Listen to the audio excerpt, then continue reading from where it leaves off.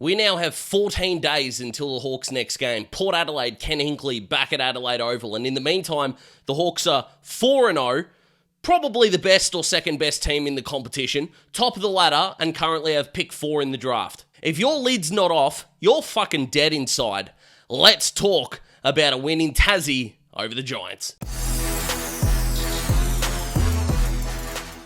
And what a win it was, putting 47 points in the positive over the Giants in the final 3 quarters after conceding 5 goals, 7, and having probably the worst structured opening to a game the Hawks have had post the 1-6 start last year, and it really was bad. Now, I guess the good thing about losing that toss is, yes, the wind did hold up for the Hawks, I should say, in that second quarter, so we were able to adjust, but let's get it out of the way. The first quarter was horrible, and it can get in the bin, right? And I understand the win, and the Giants took perfect advantage of this. The Hawks structurally were just playing back shoulder and even 1.5 meters off back shoulder, which meant that kicks that were going 35 to 45 metres, GWS had open players. Their transition handball game were elite. They punished us for it, so they should have.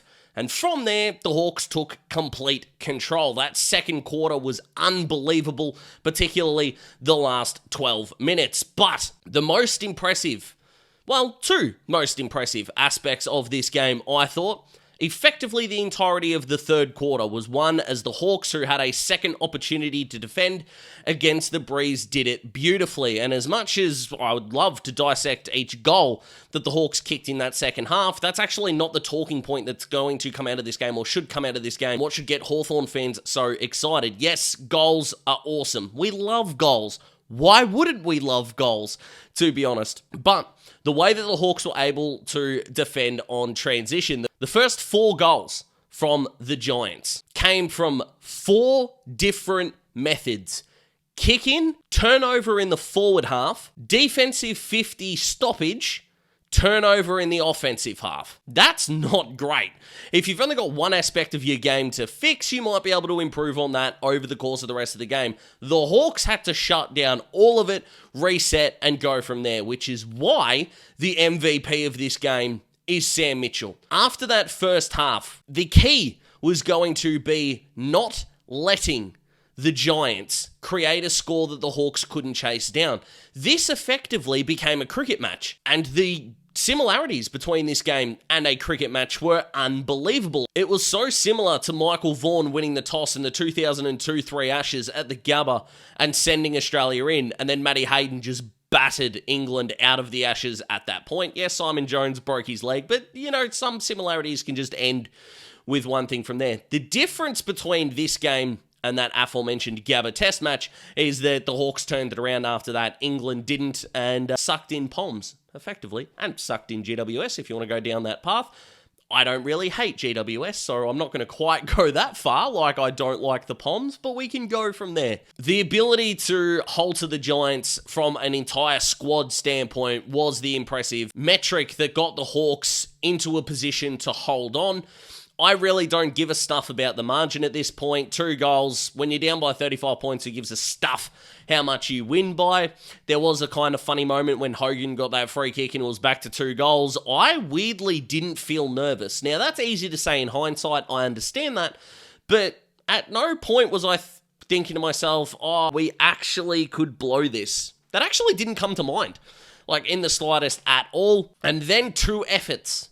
And I know there's more than 2 to talk about, but there were 2 efforts in this game, or in that last 2 minutes especially, that summed up why I was so at ease. The first one was after Tom Barras unleashed a torp out of defensive 50. It was 2-0, it looked like, until Jack Gunston, who had a horrible goal-kicking night, but weather and wind permitting, we'll give him a pass for that, flew across, created a contest, and the ball hit the ground. You never know what could happen if GWS took an uncontested mark in that scenario and were able to set up a forward 50 thrust. Yes, our defense was already really good. We've only conceded at that point in time 21 points after quarter time, so maybe we would have thwarted it anyway, but not even giving our backline a chance is definitely the way to go.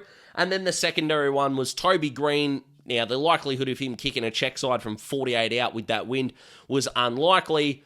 The Jarman Impey smother. And it's just moments like that. Hawthorn are not actually owning games, but they own critical moments. And it's why this term Hollywood Hawks is really giving me the shits, to be honest, because there is nothing Americanized and polished about this. The Hawks are just a genuinely tough, hard, inside, outside, good skill, great decision-making footy team that is worthy of being a top 2 team in the comp. Now, the biased hat says, undefeated, top of the ladder, we are the team to chase. The reigning premiers are still incredibly good, even though they've only played a couple of games, so probably give them the edge, but the start for the Hawks has been unbelievable. A couple of things that I will put my hand up and go, I'm absolutely wrong, and then not never refer to it again, but I don't need to repeat myself every week. Cam Mackenzie, I was wrong. 30 disposals, was enormous and had a 4-quarter performance, which was so encouraging to see. There are times where he'd had not that much time on ground, therefore he was kind of in and out of the contest, but without seeing his time on ground numbers at the time of recording, it just seemed like he was out there longer and his influence carried across the majority of the game. The difference between his performance and a guy like Will Day, who had a quarter and a half of taking the absolute piss before he got the tag put on him, was evident. Wilbur was still outstanding, don't get me wrong. The 4-quarterness of Cam was there. I'm not saying I wasn't a fan, but I wasn't seeing the performance from Cam and was just wondering if he was just getting too slow with ball in hand. His eyes and his legs are getting quicker and quicker every week. 30 disposals, deserves all the praise that he can. I'm officially on the bandwagon. By no means am I saying I'm the leader of the bandwagon or anything like that, guys, but if you will accept me as a part of the wagon, I will put myself to work and ensure that this thing runs smoothly. Nick Watson kicked 7 goals in the final series last year, and yet this could be his best game, which is remarkable when you say that out loud, but his impact forward of the ball was unbelievable. Blake Hardwick, the same, my goodness me. If there was a Mr. Almost, my God, it would have gone to Jack Gunston, who, if everything goes right, weather permitting, the old boy probably kicks 5, to be honest. That wasn't the case, which is a shame. Maybe he could have turned it around like Ben King did, who had the yips in the second quarter in the Melbourne Gold Coast game. Wasn't to be, but he was still enormous outside of just not quite finding the middle of those big sticks. But look, Jack is 10,000 times the player I will ever be or ever could dream to be, and I'm not knocking him for it. It was almost there. Jack Ginnivan, again, the scoreboard impact may not be there, and I still think he is getting over-criticised on Twitter, but I need to get off Twitter really quick. He had some really clean moments. I thought Jarman Impey's second half was awesome. CJ Chankwath-Giath, one of my favourite names to say, one of the best in the AFL, just, again, is kind of the epitome of what I'm talking about, that his impact doesn't have to be for the full 4 quarters, but the decision-making that he is having, the process that he's going through is just fantastic. Lloyd Meek, he was enormous in round 0, got beaten in round 1 and 2. Both Tom De Koning and Sam Draper got the better of him. He was so far the best ruckman on the ground. It is unbelievable. Josh Battle had the worst kick of his life into the corridor in that third quarter, but made up for it with an unbelievable game. If there was a rolling All-Australian right now, Josh Battle's in the team. Now, if you want to say that he more deserves a third tall defender option, maybe if you want to, but we are currently sitting at the fact that this guy has had 9 one-on-ones this year and hasn't lost any of them. Tom Barrass has had 9 this year and has lost 2 of them. So considering that we are now at 18 between them and only 2 outright losses, yeah, worth every cent and more. And I'll happily keep going with, I was wrong on the Tom Barrass trade. I really was.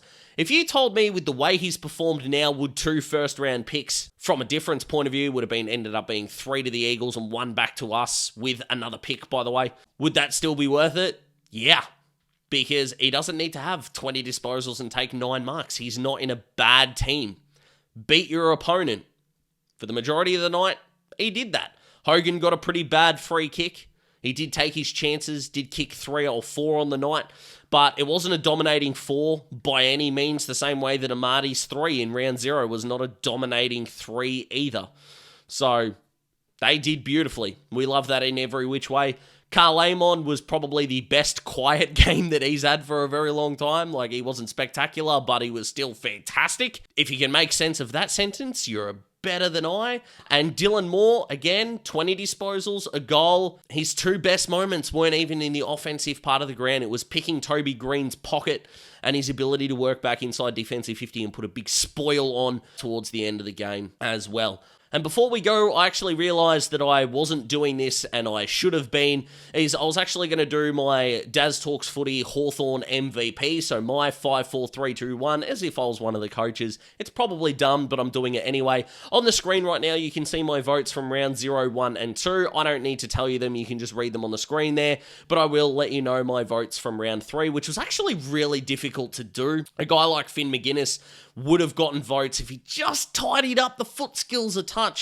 Not to be. I am giving one vote to Lloyd Meek. He was outstanding and showing proof of just how good the rest of his teammates were, that he only gets one vote in this regard. I'm giving 2 votes to Will Day. I know that sounds strange. The quarter and a half was outstanding. Got the Hawks back into the game and looked the difference in that time, but I probably favoured the 4-quarter performances more so. But Will, again, elite, and didn't trade him out of my Supercoach team, and that paid dividends. Didn't quite get the ton at the time of recording, but maybe scaling fixed that. But he was great. I have given the 3 votes to Cam McKenzie. I thought he was elite for a great portion of this game. I gave 4 votes to Blake Hardwick, who was genuinely the best one-on-one forward all night. Outstanding Dimmer was. And 5 votes because not only was he the best, but he broke the game open against the Breeze. He was probably Hawthorn's best player in the 3rd quarter, and overall, one of the better games for his career. Nick the Wizard Watson. The nickname, thank you Cal Toomey, is justifiable. He's magical. So there we go, guys. 4-0. The Hawks are flying. Kind of sucks that we have a bye, but I'm pumped to watch us against Port. Let me know what you think. Like the video if you like the video. Comment to engage. Let me know what you think. Subscribe to join the Daz Talks Footy cohort.